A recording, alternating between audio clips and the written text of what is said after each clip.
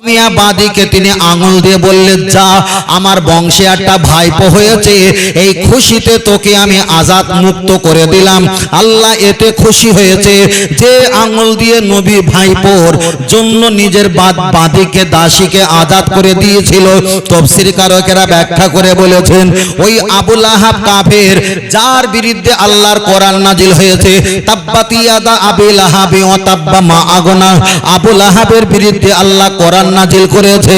সেই আবু লাহাব কবরে যখন থাকে, সোমবার, প্রতি সপ্তাহে সোমবার যখন আসে, এই আঙ্গুল দিয়ে ইশারা করে দাসীকে আজাদ করে দেওয়ার কারণে এই আঙ্গুলে সোমবারে আল্লাহ মধু দান করে, আল্লাহ শরবত দান করে, এই আঙ্গুলে আল্লাহ দুধ দান করে। আঙ্গুলটা গালে দিয়ে চুষে চুষে খায়, আর সারা সপ্তাহের আযাব আমার আল্লাহ ভুলিয়ে দেয়। আর একটু জোরে হবে না? চলেন আমি আপনাকে বোঝাতে চাই, নবী দুনিয়াতে যখন এসেছে, নবী দুনিয়াতে আসার পর আমরা খুশি না বেজার? আমরা খুশি। নবী দুনিয়াতে এসেছে, বুধ ঠাকুর গুণ কাবা শরীফের ভিতরে ছিল, হাদিস শরীফে এসেছে, তারা খুশি হয়ে তারা হুড়মুড় করে ভেঙে চুরমার হয়ে গেছে। আমাদেরকে আর ওরা কখনো পূজা করবে না, দেবদেবী বলে আর মানতে পারবে না। কেন? আমাদের লিডার পৃথিবীর জমিনে এসে গেছে, আমরা তো পরকালে আল্লাহর কাছে সাক্ষ্য দিতে পারবো না। তাহলে নবী দুনিয়াতে আসার কারণে দেবদেবী ঠাকুরগুলো তারা খুশি হয়ে হুড়মুড় করে চূর্ণ বিচূর্ণ হয়ে গেছে। নবী দুনিয়াতে আসার কারণে ওই জামানার বেঈমান কাফেররা অনেকে খুশি হয়েছে। রাসূলুল্লাহ দুনিয়াতে আসার কারণে আসমান, চাঁদ, সিতারা খুশি হয়েছে, জিন ইনসান খুশি হয়েছে, ফেরেশতারা খুশি হয়েছে, দুনিয়ার মাটির জমিনটা খুশি হয়েছে, পানিও খুশি হয়েছে, তামাম পৃথিবীর কুল কায়নাতে যা আছে আমার নবী আসার কারণে তারা খুশি হয়েছে। কিন্তু পৃথিবীর জমিনে এমন একটা জন্তুর প্রাণী আছে যারা হলো অন্য দলের মানুষ, আমার নবী আসার দিনে তারা খুশি হতে পারলো। তাহলে নবী দুনিয়াতে আসার কারণে যদি খুশি হয়, এটা যদি তাদের মোহাব্বত হয়, হাদিস শরীফে এসেছে আল্লাহ নবীকে কাফেরের মেয়েরা নবীকে বুকে করে নিয়ে, আল্লাহ নবীকে বুকে করে নিয়ে এরকম দোলনা দেয় আর নাড়া দেয় আর বারবার বলে, ওরে মোহাম্মদ, আমরা তোরে ভালোবাসি আর নাই বাসি, কিন্তু তোমার দেখে আমরা এত ভালোবেসে ফেললাম। মোহাম্মদ, তুমি বড় হবে আর আমাদের এলাকায় তুমি নেতৃত্ব দেবে, এটাই আমরা আশা রাখি। হাদিস শরীফে এসেছে ওই মহিলারা কাফের ছিল, বেঈমান ছিল, নবীকে তারা মানতেন না। কিন্তু নবী দুনিয়াতে আসার পরে কাফেরের মেয়েরা আমার নবীকে কোলে করে নিয়ে দুনিয়াতে নেতা আর মাতব্বার যদি হয়, এর জন্য তারা দোয়া কামনা করে গজল আবৃত্তি হিসাবে নবীকে শুনিয়েছে। তাহলে কাফেরের মেয়েরা তারাও কাফের, আমার নবীকে আসার বিনিময় তারা খুশিতে গান বলে আমার নবীকে শুনিয়েছে। এ জামানা টুপিওয়ালা দাড়িওয়ালা নবী আসার কারণে এদের মুখ পুড়েছে না পুড়িনি? আর বলছে আমি জীবনে নামাজ কাজা করিনি, জীবনে রোজা কাজা করিনি, জীবনে জামাত কাজা করিনি। আল্লাহ, চলেন আমি আপনাকে বোঝাতে যাই। ও বাবাজিরা, খুব ভালো করে শুনবেন, আমার নবীর খুশির বিষয়টা আমি আপনার কাছে বলছিলাম। নবীর খুশির প্রতি আপনাকে খুশি থাকতে হবে। পৃথিবীর ব্যক্তিরা সকলে বলে আল্লাহ যাতে রাজি আমরা তাতে রাজি, আল্লাহ যাতে খুশি আমরা তাতে খুশি। ঈসা, মুসা, দাউদ, আইয়ুব, শুআয়ব, জাকারিয়া, লূত, ইব্রাহিম, তামাম পৃথিবীর জমিনে যত নবী আছে সব নবীগুলো বলে আল্লাহ আপনি যাতে খুশি আমরা তাতে খুশি। কিন্তু আমার আল্লাহ বললেন, আমার বান্দা জেনে রেখে দাও, আমার হাবিবকে শুনিয়ে দাও, আমার নবী বললেন আল্লাহ ফাখরা ফিহি, আল্লাহ ফাখরা ফিহি, আমার অহংকার নয়, আমার তাকব্বর নয়, আমি মোহাম্মদ দাঁড়িয়ে আছি।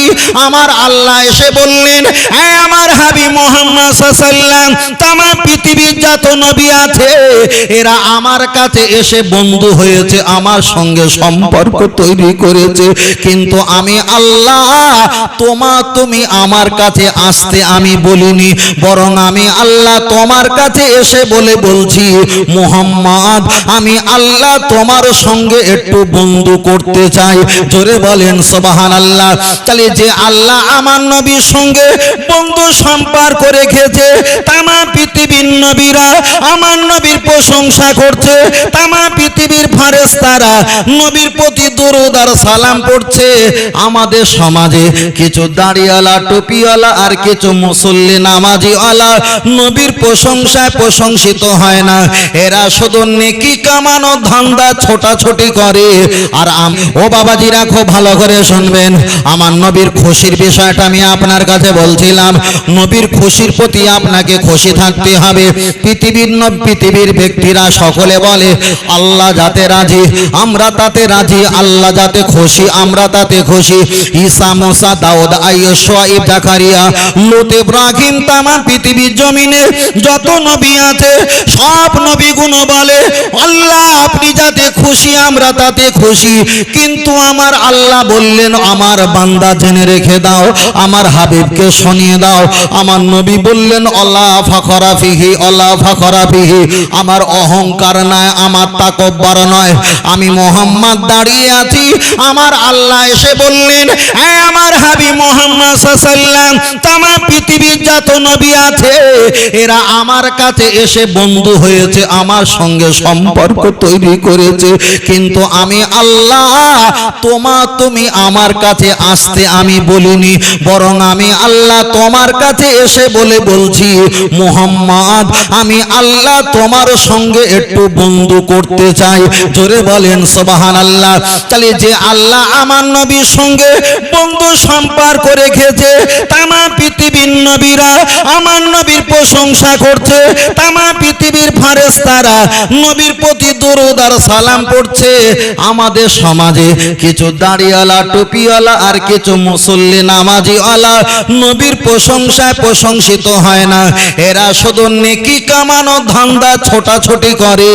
আর আমরা গুনাহগার নবীর মহব্বতের জন্য একটু নবী দিবস পালন করেছি। আল্লাহ নবী হাদিস শরীফে বললেন আনা সাইয়্যিদু উলদি আদম ইয়াউমাল কিয়ামা, হাসরের ময়দানে যখন কেউ কারো হবে না, আমি মুহাম্মদ সাল্লাল্লাহু আলাইহি ওয়াসাল্লাম আমি লিডার হব, আমি মাতব্বর হয়ে যাব, আমি সেক্রেটারি হয়ে যাব। আনা আউয়ালু শাফিন, যারা আমাকে ভালোবেসেছে আমি রাসূল তাদেরও ভালোবেসেছি, আর আমার ভালোবাসা যাদের উপরে আছে আনা আউয়ালু শাফিন, আমি রাসূলুল্লাহ তাদের সুপারিশ করে আল্লাহর দয়ার জান্নাতে হাজির করিয়ে দেব। আর একটু জোরে হবে না? আল্লাহ আল্লাহ আল্লাহ। নবীর প্রতি মোহব্বত ভালোবাসা কিছু নেই বাবা, নবীর প্রতি মোহব্বত ভালোবাসা নেই, ঠিক আছে। টুপি পরেছো, টুপি কি আল্লাহ পরে? পরে কি আমার নবী? টুপি কেন পরেছো? না নেকি পাওয়া যাবে। দাড়ি তো আল্লাহ রাখে না, তুমি দাড়ি রেখেছো কে কার ফলো করে? মুহাম্মদ সাল্লাল্লাহু আলাইহি ওয়াসাল্লামকে ফলো করে। কেন? নেকি পাওয়া যাবে। আল্লাহ তোমার নবী সালাম দিয়েছে, তুমিও নবীর দেখা দেখি মানুষকে সালাম দাও। কেন সালাম দাও? না সালাম দিলে এতটা নেকি, উত্তর দিলে এতটা নাকি নেকি পাওয়া যাবে। তুমি যা করছো শুধু নেকি, শুধু মাল নেবার জন্য করছো, কিন্তু আমরা যা করছি মোহব্বত করেছি, আর অলরেডি মোহব্বতের কারণে এগুলো ফলো হয়ে যাচ্ছে। বলুন সুবহানাল্লাহ। আল্লাহু আকবার। আল্লাহ। এ সমাজ আরো বিভিন্ন দল মত মতানৈক্য দলাদলি ভেজাল মার্কা সব তৈরি হয়ে যাবে, আর তারা নকল ভেজাল, আর তারা এসে বলবে আমরা আসল। আসলে নকলের গায়ে লেখা থাকবে আর নকল হইতে সাবধান, বুঝবে কিভাবে? আল্লাহ আল্লাহু আকবার। আল্লাহ। আমরা কি নবীকে কখনো আমরা ছোট ভাষায় ডাকি না। নবীকে কি বলি? ইয়া রাসূলুল্লাহ, ইয়া হাবিবাল্লাহ, তুমি আল্লাহর রাসূল, তুমি আল্লাহর বন্ধু। নবীকে বলি ইয়া সাইয়্যিদুল মুরসালিন, ইয়া রাহমাতাল লিল আলামিন, আপনি মহান দয়ালু, মহান মেহেরবান, আমার নবীকে বলি। কিন্তু অনেক জায়গা দেখবেন ওরা গল্প করতে বলে নবী সাহেব। কি বলে? নবী সাহেব অনেক বই আছে, ওরা লিখেছে, সেই বইতে কি আছে জানেন? নবী সাহেব বলেছে এই কাজটা করলে এই ফজিলত হবে। সাহেব সাহেব, এখন বলেন সাহেব দুনিয়া ভাষা না ইমানি ভাষা? দুনিয়া ভাষা। হাফেজ সাহেব, মাওলানা সাহেব, ইমাম সাহেব, পীর সাহেব, সুফি সাহেব, দরবেশ সাহেব, সাহেবের বাচ্চা সাহেব। তাহলে এগুলো হলো ইমানি ভাষা না, এগুলো হলো দুনিয়ার ভাষা। এবার বলেন দুনিয়ার ভাষায় নবীকে কি ডাকা যাবে না ইমানের ভাষায় নবীকে ডাকতে হবে? ইমানের ভাষায় নবীকে ডাকতে হবে। কাফেররা মুহাম্মদ সাল্লাল্লাহু আলাইহি ওয়াসাল্লামকে মাঝে মাঝে বলতেন রায়না, বলতেন মাথা মোটা বব্বর বলে নবীকে গালি দিয়ে ডাকতেন। আবার নবীকে বলতেন ভাতিজা, ভাইপো, বিভিন্ন পরিচয় দিয়ে ডাকতেন। এগুলো হলো দুনিয়া ভাষা। কিন্তু নবীর সাহাবারা যারা ঈমান এনেছে একবারও নবীকে কখনো দুনিয়ার ভাষা দিয়ে ডাকেনি। খালো বলেনি, মামা বলেনি, বোনাই বলেনি, চাচা বলেনি, নানা বলেনি, বাপ বলেনি, কিছুই বলেনি। যখন প্রয়োজন হয়েছে ইয়া রাসূলুল্লাহ, ইয়া হাবিবাল্লাহ, তুমি আল্লাহর হাবিব, তুমি আল্লাহর বন্ধু। কথা সত্য না মিথ্যা? তাহলে নবী সাহেব এ কথা কখনো বলিনি। আমি মালদা জেলাতে জলসা গিয়েছি, একজন আমাকে হাত ধরে মোসাফা করলেন, বলছেন একটু নবী সাহেবের জীবনী বলবে।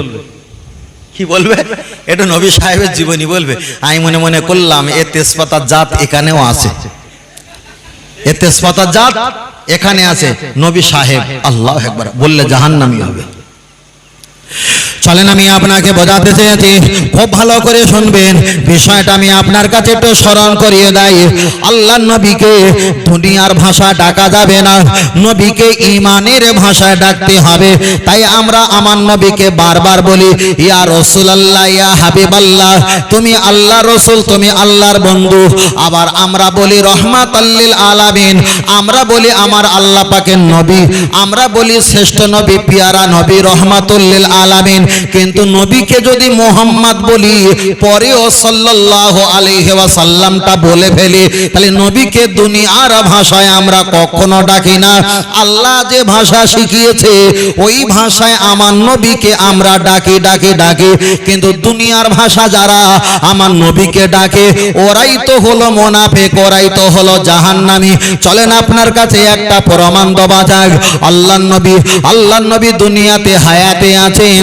আল্লাহর নবী মেয়ে বিবাহ করেছিলেন, হযরতে আলী মা ফাতেমাকে বিবাহ করেছিলেন। কে? আলী কাররামাল্লাহু ওয়াজহাহু, হযরত আলী হুজুর।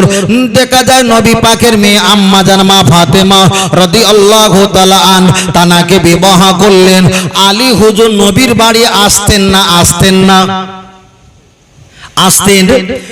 হযরত আলী হুজুর নবীর বাড়িতে যখন আসতেন, পৃথিবীর কোন তাফসীর, কোন ফিকহ, উসুল হাদিস কোরআনে নাই। ওই আলী হুজুর রাদিয়াল্লাহু তাআলা আন নবীর বাড়িতে যখন আসতেন, নবীর মেয়ে আলী হুজুর বিবাহ করলেন। একটাই মেয়ে বিবাহ করলেন। কিন্তু আলী হুজুর নবীর বাড়ি এসে আসসালামু আলাইকা, আসসালামু আলাইকা বলে নবীকে ইয়া রাসূলুল্লাহ না বলে বলতে পারতেন শ্বশুর আব্বা কেমন আছো? অবশ্যই তো নবী শ্বশুর আব্বা হয় না? হয় না? অবশ্যই শ্বশুর আব্বা হয়। পৃথিবীর যত দলমত আছে, হোক সেটা আহলে হাদিস, হোক সেটা লামাজাবি, হোক সেটা মত দেখা যায় গায়ের কম, হোক সেটা নেড়া ফকির, বাউল ফকির, প্রেমবাদা, সরিয়া, হোক সেটা তাবলিগ জামাত, দেহবন্দি, পৃথিবীর যত দল আছে তাদেরকে জিজ্ঞাসা করো, হযরত আলী হুজুর নবীর বাড়িতে যতবার এসেছে একবারও নবীকে শ্বশুর আব্বা বলে ডাকেনি। শ্বশুর আব্বা হলো দুনিয়ার ভাষা, আর ইয়া রাসূলুল্লাহ হাবিবাল্লাহ হলো ঈমানদারের ভাষা। তাই শ্বশুর আব্বা না বলে আল্লাহর নবীকে সালাম দিয়ে বললেন আসসালামু আলাইকা ইয়া রাসূলুল্লাহ, ইয়া হাবিবাল্লাহ। বলুন সুবহানাল্লাহ। এরা বলছে নবী সাহেব। আবারও কে বলে নবী তো আমাদেরই মতো। আমাদেরও মতো মানে ওর মার বোনাই হয়, আর ওর হবে কি হবে? খালু হবে। কথা বুঝলেন না? সম্পর্ক কি করে ফেলছে আল্লাহ আল্লাহ। আলী হুজুর নবীকে জীবনে শ্বশুর আব্বা বলে ডাকেনি, বাস্তবিক তো শ্বশুর আব্বা হয়, একবারও শ্বশুর আব্বা বললেন না। আলী হুজুরকে আমি ছেড়ে দিলাম। চলেন দ্বিতীয় নাম্বার আগিয়ে যাই। আল্লাহ নবী প্রথম খলিফা আবু বকর হুজুর নিজের মেয়ে আম্মা জান আয়েশা সিদ্দিকা রাদিয়াল্লাহু তাআলা আনহাকে নিয়ে আল্লাহ নবীকে বললেন, ইয়া রাসূলুল্লাহ, আমার মেয়ে আবু আয়েশা সিদ্দিকা রাদিয়াল্লাহু তাআলা আমার মেয়ে রোগা পাতলা মেয়ে, আমার মেয়ের আঙুলটা লম্বা লম্বা আঙুল। আপনি ইসলামের দাওয়াত দিয়ে যখন বাড়িতে আসেন অনেক ক্লান্ত হয়ে দাও, কেউ নেই আপনাকে খেদমত করার জন্য। আপনার মা নাই, আপনার বাপ নাই, আপনার দাদা দাদি সবাই বিদায় নিয়ে চলে গেছে। আপনার মনটা খারাপ হয়ে যাবে বিছানায় এসে। আমার মেয়ে আয়েশা সিদ্দিকা, আপনার সঙ্গে আমি বিবাহ সম্পর্ক করে দিলাম। আমার মেয়ের আঙুলটা সরু সরু লম্বা লম্বা, আপনার ঘন চুলের ভিতরে আঙুলটা দিয়ে যদি একটু মেসেজ করে দেয় আপনি কতই না শান্তি পাবেন। আল্লাহর নবীর সঙ্গে আম্মা জান মা আয়েশা সিদ্দিকার বিবাহ বন্ধন হয়ে গেল। ওই আবু বকর হুজুর আমার নবীর বাড়িতে হাজার হাজার হাজার বার নবীর বাড়িতে এসেছে, কিন্তু আবু বকর হুজুর নিজের মেয়েকে রাসূলুল্লাহকে বিবাহ দিল। ওই আবু বকরের তো উচিত ছিল, জামাই তুমি কেমন আছো, জামাই বাবু তুমি কেমন আছো। পৃথিবীর কোন তাফসীরের কিতাবে লেখা নেই আবু বকর হুজুর আল্লাহর নবীকে একবারও জামাই বলে ডেকেছে, একবারও জামাই দুনিয়ার ভাষা দিয়ে ডাকেনি। যতবার এসেছে, আমার বাপ মা আপনার কাছে কুরবানি হয়ে যাক, ইয়া রাসূলুল্লাহ ইয়া হাবিবাল্লাহ, আপনার কাছে আমার কিছু বলার অধিকার ছিল। তাহলে আবু বকর হুজুর নবীর বাড়িতে যখন এসেছে সালাম দিয়ে কখনো শ্বশুর দেখা যায় জামাই বলে ডাকেনি, ইয়া রাসূলুল্লাহ ইয়া হাবিবাল্লাহ ঈমানি সম্পর্ক দিয়ে ডেকেছে। আর একটু জোরে হবে না? আর ইনি বলছে নতুন ভার্সন 10 বলছে নবী আমাদের ভাই, নবী আমাদের, দেখা যায় আমাদের মতো নবী আর আমাদের কোনো পার্থক্য নেই। নবী বিবাহ করেছে, আমিও বিবাহ করেছি, নবীর ছেলে মেয়ে ছিল, আমাদেরও ছেলে মেয়ে আছে, নবীরও হাত পা ছিল, আমাদেরও হাত পা আছে। আল্লাহ, ও আমার সোনা মানিকের, আমি আপনাকে বোঝাই, আমি আবু বকর হুজুরের কথাটা এখানে রাখলাম, আলী হুজুরের কথা বললাম, আবু বকর হুজুরের কথা বললাম। চলেন এবার তৃতীয় নাম্বার আগিয়ে যাই। আল্লাহ নবী বললেন, ফালাকানা বাদান নাবিয়িন লাকানা ওমর নবিয়্যা, আল্লাহ যদি আমার পরে কাউকে যদি নবী বানাতেন, ওমরকে ছাড়া কাউকে নবী বানাতেন না। সেই ওমর ফারুক নিজের মেয়ে আম্মা জান হাফসা রাদিয়াল্লাহু তাআলা আনহাকে হাত ধরে আল্লাহর নবীর কাছে এসে বললেন, ইয়া রাসূলুল্লাহ ইয়া হাবিবাল্লাহ, আমি ওমর জান্নাতে যাব না জাহান্নামে যাব, আমার বড় ভয় হয়। হুজুর, আপনি যদি আমার মেয়ে হাফসাকে একটাবার যদি বিবাহ শাদী করেন, এই বিবাহ সম্পর্কে আপনার সঙ্গে আমার সঙ্গে একটা সম্পর্ক তৈরি হয়ে যাবে, আপনার প্রতি বিশ্বাস ভালোবাসা আরো অফুরন্ত বেড়ে যাবে। যে ওমর ফারুক নিজের মেয়ে আম্মা জান হাফসা রাদিয়াল্লাহু তাআলা আন তার সঙ্গে আমার নবীর সঙ্গে বিবাহের ব্যবস্থা করে দিয়েছে। ওমর ফারুক যতদিন হায়াতে বেঁচে ছিল আল্লাহর নবীর বাড়িতে এসে একবারও বলিনি আমার জামাই তুমি কেমন আছো। ওমর ফারুক নবী পাকের বাড়িতে এসে বলতেন, ইয়া রাসূলুল্লাহ ইয়া হাবিবাল্লাহ বলে আমার নবীকে ডেকে থাকতে। আর এরা বলছে আমরা সাহাবাদের নিয়ম মানি, আমরা কোনো পীর ওলিদের নিয়ম। তাহলে সাহাবারা তো জীবনে দুনিয়া সম্পর্ক দিয়ে ডাকাডাকি করেনি, আর তোমরা ডাকতো নবী আমাদের মতো। সাহাবারা কি নবীকে বলেছিল নবী তুমি আমাদের মতো? কখনো বলেনি। আল্লাহর নবী বলেছিলেন, ও সাহাবীরা আমি মুহাম্মাদের মতো। বলো সুবহানাল্লাহ। কেউ আমার মতো না, আমি কারোর মতো নয়, আমি মুহাম্মদ সাল্লাল্লাহু আলাইহি ওয়াসাল্লাম, আমি মুহাম্মদ সাল্লাল্লাহু আলাইহি ওয়াসাল্লামের মতো। আল্লাহ। তাহলে হযরতে আলী হুজুরের কথা বললাম, আবু বকর হুজুরের কথা বললাম, এদিকে ওমর ফারুকের কথা বললাম, আগিয়ে চলে যাওয়া যাক। আবু বকর হুজুরের মেয়েটাকে নিয়ে নবীর সঙ্গে বিবাহের ব্যবস্থা করলেন। আবু বকর রাদিয়াল্লাহু তাআলা আন ওনার আর একটা দেখা যায় ওনার একটা বড় মেয়ে ছিল। ওই বড় মেয়েটার নাম হলো আম্মা জান আসমা, ছোট মেয়েটার নাম ছিল আম্মা জান আয়েশা, আর বড় মেয়েটার নাম ছিল আম্মা জান আসমা। আয়েশা আর আম্মা দুইজনের বয়সের ফারাক হলো 10 বছরের ব্যবধান। আম্মা জান আয়েশা সিদ্দিকা তিনি ছোট, নবী বিবাহ করলেন 10 বছরের ছোট, আর আসমা তিনি হলেন 10 বছরের বড়। ওনাকে যিনি বিবাহ করলেন ওনার নাম ছিল জুবাইর ইবনুল আওয়াম। ওই জুবাইর ইবনুল আওয়াম আবু বকর হুজুরের মেয়ে বিবাহ করলেন।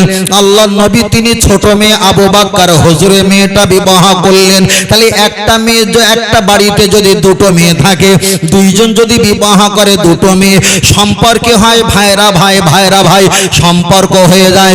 কিন্তু জুবাইর ইবনুল আওয়াম তিনি একজন নবী পাকের জলল কদর সাহাবী। নবী দুনিয়াতে বেঁচে ছিলেন, ইসলামের কথা বলতেন, তালিম দিতেন, সাহাবাদের সঙ্গে মাথা হ্যাট করে বসে থাকতেন। একবারও নবীকে দেখা যায় ভাইরা ভাই বলে ডাকাডাকি একবারও করলেন না। সাহাবাদের সঙ্গী হয়ে ইয়া রাসূলুল্লাহ, ইয়া হাবিবাল্লাহ বলে ডেকেছে, একবারও তিনি ভাইরা ভাই বললেন না। অবশ্যই ভাইরা ভাই হয়, কিন্তু ভাইরা ভাই বলে ডাকলেন না। চলেন আগিয়ে চলে যাওয়া যাক। ওনার স্ত্রী আবু বকর হুজুরের বড় মেয়ে আম্মা জান আয়েশা সিদ্দিকার বড় বোন, রাসূলুল্লাহর স্ত্রী বড় বোন আম্মা জান আসমা নিজের দেখা যায় বোনের বিয়ে করেছেন আমার রাসূলুল্লাহ। সম্পর্কে তো দুলা ভাই, সম্পর্কে কি হয় দুলা ভাই। আম্মা জান আসমা রাদিয়াল্লাহু তাআলা আন ওই নিজের মেয়ে নিজের বোনকে বিবাহ করলেন নবী।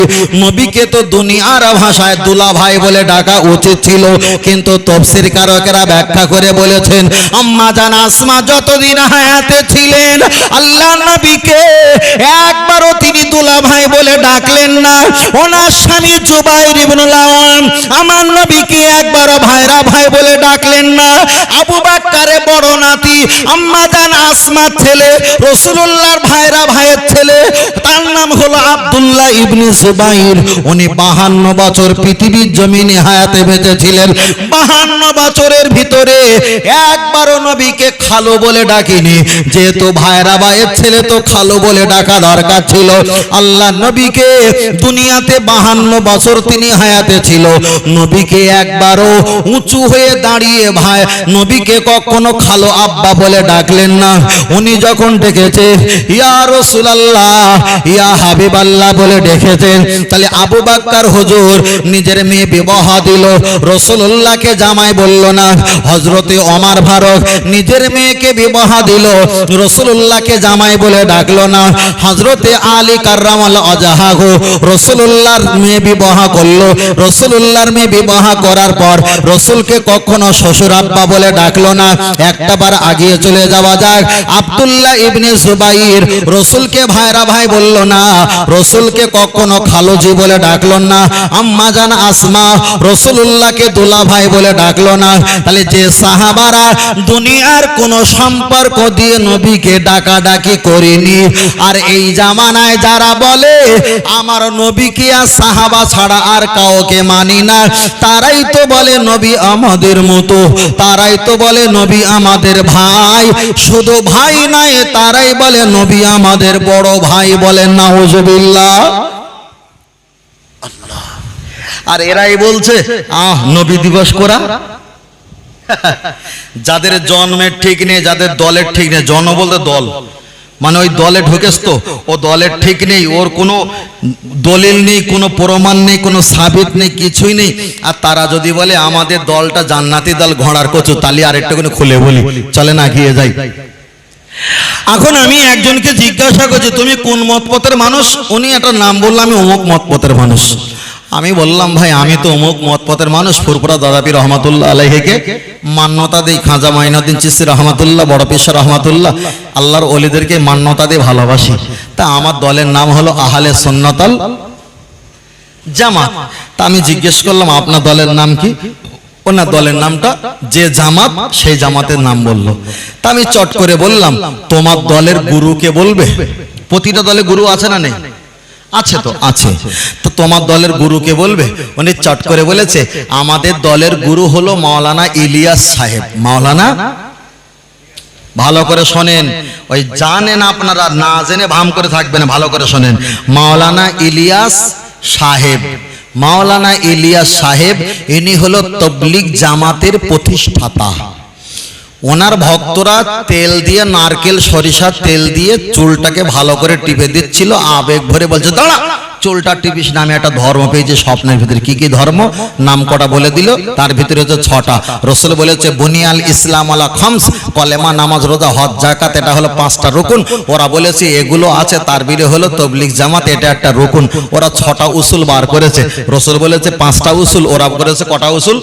6টা উসুল। অ্যাকচুয়ালি ভুল। তাহলে আমাদের যে দলটা তৈরি করেছে, দলটা খোদ হলো কে? মুহাম্মদ সাল্লাল্লাহু আলাইহি ওয়াসাল্লাম। আর ওদের যে দলটা তৈরি করেছে, ওই দলটা যিনি তৈরি করেছে তার নাম কি?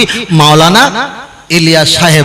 হাসরের ময়দানে মাওলানা ইলিয়াসের দল দাঁড় করানো হবে, আর হাসরের ময়দানে আমার নবীর দল দাঁড় করানো হবে। বাবা, তুমি যে নবী দিবস বেদাত বলেছো, আচ্ছা বেদাত আর জীবনে করবো না, এখন তুমি বুকে হাত দে বলো, তোমার মাওলানা ইলিয়াস যে দলটা করেছে, ওই দল আর নবীর দল হাসরের ময়দানে 73টা দল হবে তো? 73টা দল হবে তো? তার ভিতরে তো 72টা জাহান্নামে যাবে। তার ভিতরে নামাজ থাকবে, তাদের ভিতরে রোজা থাকবে, তাদের ভিতরে হজ থাকবে। থাকবে না? থাকবে না? থাকবে। তাহলে তুমি তো সেই 72 মার্কার ভিতরে একটা দল। কেন? তোমার দলটা মানুষের বানানো দল, আর আমার দলটা আহলে সুন্নাত আল জামাত, খোদ আল্লাহ বানিয়েছে, খোদ রাসূলুল্লাহ মানুষকে বুঝিয়েছে। বলুন সুবহানাল্লাহ। আর একটু জোরে হবে না? এবার আপনি তাদের কথা কতটা এবার নেবেন আর না নেবেন, এই চিন্তাটার মাথায় রাখেন। খোদ তাদের দল তো মানুষের বানানো। যদি বলেন হুজুর আর একটু খুলে বলেন, একটু খুলে বলছি, রাগ করছেন নাকি? খুব তাড়াতাড়ি শেষ করবো ইনশাল্লাহ, বেশি দেরি দেবো না। পানি বৃষ্টি তো 1টা বাজার, আধা ঘন্টার পরে সালাম কিয়াম পড়াবো, বেশি দেরি হবে না। চেনা জায়গা তো, এটা ফাঁকে দেওয়া যায়, তাই না? তবে আল্লাহ শুকরিয়া, আমি অহংকার করে বলছি না, অহংকার করে বলছি না। হয়তো আমার একটা বক্তা বারবার আসলে তার বক্তব্য শুনতে আর সেই মন মানসিকতা, সেই ইচ্ছা প্রকাশ জাহির হয় না, এটা স্বাভাবিক, এটা স্বাভাবিক। কিন্তু আপনারা বলবেন বুকে হাত দিয়ে, আপনাদের টোটাল এই হুগলি চক্কিষ্ট রামপুর এলাকায় ভাইকে বলছিলাম 11 থেকে 12 বার এসছি। 11 থেকে 12 বার। আপনি বুকে হাত দিয়ে বলেন দিনই 11 থেকে 12 বার কোন হুজুর, কোন আলেম, কোন পীর সাহেব আপনাদের এলাকায় এসেছে? একটাই বক্তা 11 থেকে 12 বার এসেছে? এতবার আসেনি, আসেনি। এবার বলছি, আমি অহংকার করে বলছি না, একটুখানি বলছি। আমি একটা জলসায় গিয়েছিলাম, নবী দিবসের জলসায়। এটা 1 বছর আগে গিয়েছিলাম। আমি মসজিদে বসে আছি জাহাঙ্গীর ভাই, আর কমিটির লোক আমাকে শোনাচ্ছে যে আমরা এখানে বড় নামি দামি বক্তা নিয়ে আসি, তবে একবার নিয়ে আসি, দ্বিতীয়বার সে বক্তা আমরা নিয়ে আসি না, টাকা বেশি দেবো, তবে নতুন বক্তা নিয়ে আসবো। এ কথাটা আমি নাস্তা করছি আর আমাকে শোনাচ্ছে, নাস্তা করছে আমাকে শোনাচ্ছে। কিন্তু ওরা যেটা মুখে বলেছে সেটা কিন্তু বাস্তবিক করে, এর আগে করে এসছে, এর আগে করেছে। 22 বছর জলসা, কোনো হুজুর 2বার চান্স পাইনি। 22 বছর জলসা চলছে, কোনো হুজুর 2বার চান্স পাইনি। আর আমি মসজিদে মসজিদের পাশে নাস্তা করছি, আর আমাকে এই কথা শোনাচ্ছে। তাই বললাম এটাও ঠিক, নতুন নতুন বক্তা নিয়ে আসলে, নতুন নতুন এমপি, প্রধান, মুখ্যমন্ত্রী করলে নতুন নতুন দেশের কাজ নতুন নতুন হবে, এই কথাটা ঠিক। তবে আর একটা কথাও ঠিক, ওই খাতা বুঝতে আর হিসাব করতে কিন্তু 11.5 মাস লেগে যাবে। আর 15 দিন 30 দিন বাকি থাকবে, আর আপনাদের কি দেবে, দেওয়ার সময় থাকবেন, তখন বাড়ি চলে যাবে। কেন? ওয়াজ করার আগে তো আধা ঘন্টা খোদবা, আধা ঘন্টা খোদবা, আর ওয়াজ করার আগে আধা ঘন্টা খোদবা, 3 বার গজল পড়লে 5 মিনিট করে লাগলে 3 5 15, চলে গেছে কত? 45 মিনিট। তারপরে মোনাজাত হবে 10 মিনিট, চলে গেছে কত? 55 মিনিট। 55 মিনিট, 55 মিনিট হয়ে যায়। তারপরে সালাম কিয়াম হবে কত? 10 মিনিট, হয়ে গেছে কত? 1 ঘন্টা 5 মিনিট। বাকি থাকে কত? 50 মিনিট। 50 মিনিটের ভিতরে এইবারে চলবে কটা ঘটনা, আর কটা সুর, আর কটা গল্প, একদম খেলা শেষ। তাহলে খাতা খতিয়ান বুঝতে গিয়ে, মালপত্র দিতে গিয়ে তখন টেবিল শেষ হয়ে গেছে না আছে? টেবিল শেষ হয়ে গেছে, আমি অজনসিয়াত করলাম, অজনসিয়াত করার পরে গাড়িতে উঠছি, তখন ছেলেরা পয়সা করে দিচ্ছে, দেওয়ার পরে বলছে হুজুর কিছু মনে করবেন না, আমরা বড় গলায় বলিলাম বটে, কিন্তু বড় গলায় বলাটা সাজেনি, আগামী বছর আপনার জলসাটা আসতে হলে ঠিক আছে হবে। বলে হবে না, খাতাটা আপনি দেন। খাতাটা নিয়ে ওরা উল্টো পিঠে বাংলায় দিয়েছে, এত সালে এত সালে এত টাকা দিয়ে মুড়ে দিয়েছে। সেই জলসা করে এসছি, আল্লাহ শুকরিয়া, খোদার কসম সেই জলসা করে এসছি। ওরা বলে দিয়েছে হুজুর 1 বছর এসছেন, শুধু হবে না, যতদিন সুস্থ থাকবেন যত বছর তত বছর এই জলসা আপনার জন্য দাওয়াত। সুবহানাল্লাহ। ব্যাপারটা বুঝতে পেরেছি কি বলেছি? মানুষের কিছু দিতে হবে, মানুষের যখন দেবে, ওরা যখন পাবে, তখন তো একই দোকানে সারাটা জীবন বাকি লেনদেন করবে, ঠিক না বেটি? আর দোকান যদি ভালো চাকচকচা হয়, যদি মাল না পায়, তাহলে কিন্তু সেই পুরনো সাধুখার দোকানে মাল খাবে, ঝুপড়ি দোকানে, তা বলে 3 তলা হোটেলে ঢুকবে না, না, না। আল্লাহ আল্লাহ। চলেন আমি আপনাকে বোঝাতে চেয়েছি, খুব ভালো করে খেয়াল করবেন। তাহলে আমরা নবীকে ডাকি কি বলে? ইয়া রাসূলুল্লাহ, ইয়া হাবিবাল্লাহ বলে ডাকি। আমরা নবীকে দুনিয়ার ভাষায় ডাকিনি। তাহলে সাহাবারা নবীকে দুনিয়ার ভাষা ডাকিনি, ইমানি ভাষা ডেকেছে। আমরাও নবীকে ইমানি ভাষা দিয়ে আল্লাহ নবীকে ডাকি। তাহলে যারা দুনিয়ার ভাষা ডেকেছে, এদের উপায় কি হবে? আমি তো আপনাদের এখন দলিল দিয়ে বলিনি, চলেন এবার দলিল দেওয়া যাক। কোরআন শরীফ 26 নম্বর পারা, সূরার নাম সূরা হুজরাত। আমার আল্লাহর কোরআন জানিয়ে দিয়েছে, ইয়া আইয়ুহাল্লাযীনা আমানু লা তারফাউ আসওয়াতাকুম ফাওকা সাওতিন নাবিয়্যি ওয়া লা তাজহারু লাহু বিল কওলি কাজহারি বাদিকুম লিবাদিন আন তাহাবাতা আমালুকুম ওয়া আনতুম লা তাশউরুন। আমার আল্লাহর কোরআন জবাব দিয়েছে, ও ঈমানদারেরা, তোমরা এমন ভাবে কথা বলবে যে কথাটা আমার নবীর উপরে যেন না যায়। তোমরা এমন ভাবে আমার নবীকে ডাকবে যা তোমাদের ডাকা ডাকি আর অন্য ব্যক্তি ডাকা ডাকির সঙ্গে মিলিত না হয়। এটা বোঝাতে চেয়েছে, নবীকে তোমরা যেভাবে ডাকবে অন্য ব্যক্তিকে সেইভাবে ডাকা চলবে না, আর অন্য ব্যক্তিকে যেভাবে ডাকাডাকি করবে নবীকে সেইভাবে ডাকাডাকি করা চলবে না। নবীর জন্য স্পেশাল আল্লাহর কোরআন জানিয়ে দিলেন, তোমাদের চলা, তোমাদের বলা, তোমাদের যদি চলাফেরা বলা যদি নবীর ঊর্ধ্বে উঠে যায়, নবীর শানে যদি বিয়াদবি হয়ে যায়, আনতাহাবাতা আমালুকুম, তোমাদের যত ঈমান আমল আছে, ও আনতুম লা তাশউরুন, আমি আল্লাহ ধ্বংস করে দেব। পৃথিবীর কোন ব্যক্তি তোমাদের ঠেকাতে পারবে না। তাহলে এখানে প্রমাণ হয়ে গেল, নবীকে যদি একটা বার বলি নবী আমাদের মতো, নবী আমাদের ভাই, নবী সাহেব, এটা যদি বলা হয়, দুনিয়ার ভাষা বলা হয়, আল্লাহর কোরআন বলেছে দুনিয়ার ভাষায় আমার নবীকে ডাকাডাকি করলে তোমাদের ঈমান আমল আমি আল্লাহ ধ্বংস করে দেব। তাহলে যারা নবীকে বলেছে নবী আমাদের মতো, নবী সাহেব, এখন আপনি বলেন কোরআনের আয়াত অনুযায়ী ওদের ঈমান আমল আল্লাহ ধ্বংস করবে না, করবে না? তাই যখন করে দিয়েছে নবীর প্রতি আর মহব্বত ভালোবাসা থাকে, তাই বলেছে সকাল সকাল দোকান বন্ধ কর, নবী দিবস হবে, জলসা শোনা যাবে না। কথা বোঝেন না? মার্কেটে জলসা হচ্ছে, যারা নবীর এগনেস্টে, যারা মহব্বত কিছু করে না, তারা দোকান বন্ধ করে দিয়ে বাড়ি চলে গেছে। আর একটা মদখোর রাস্তায় বসে আছে, বলছে কমিটির ছেলে তোমার কাছ থেকে 500 টাকা চাইছিল, চাঁদা নিয়ে বলছে, গাল থেকে দুর্গন্ধ বার হচ্ছে, পকেট থেকে 200 টাকার নোট, বলছে আল্লাহর কিরে ভাই আর টাকা কাছে নেই, এই 200 টাকাটা নিমিলা দুজন লে। একজন বলছে লিসনি, একজন বলছে লে লে লে। সে যতই গুনাহগার হোক না কেন, সে তো নবীর মাহফিলের জন্য, নবী দিবসের জন্য 2000 টাকা, 200 টাকা দিয়েছে। এই 200 টাকাটা দিয়েছে, হাদিস শরীফে এসেছে, ওহদের ময়দানে, ওহদের ময়দানে যদি কোনো ব্যক্তিরা মানুষকে সাহাবাদের যুদ্ধের ময়দানে পানি খাওয়ায়, যদি 1 দিরহাম টাকা দিয়ে যদি উপকার করে, যুদ্ধের ময়দানে তাদের যদি সহযোগিতা করে, যতটা সওয়াব হবে, নবীর শান মান বুলন্দের জন্য কেউ যদি কিছু পয়সা অর্থ দান করে, তার চাইতে আমার আল্লাহ আরো বেশি খুশি হয়ে যায়। বলো সুবহানাল্লাহ। তাহলে কাকে কি বলবেন? বদখরের ভিতরে নেকি কম কিন্তু মহব্বত আছে, আর ওই নামাজের ভিতরে নেকি আছে, মহব্বত কম। আপনি বলেন হাসরের মাঠে নবী কার পক্ষে হবে? হাসরের মাঠে নবী কার পক্ষে হবে? এখন ওই টুপিওয়ালার পক্ষে না মদখরের পক্ষে? মদখোরের পক্ষে হবে কেন? যদি বলে হুজুর দলিল দাও, চলেন আমি আপনার কাছে এর আগে বলেছি তো, যার কারণে বলতে আমার কিঞ্চিবোধ লাগছে।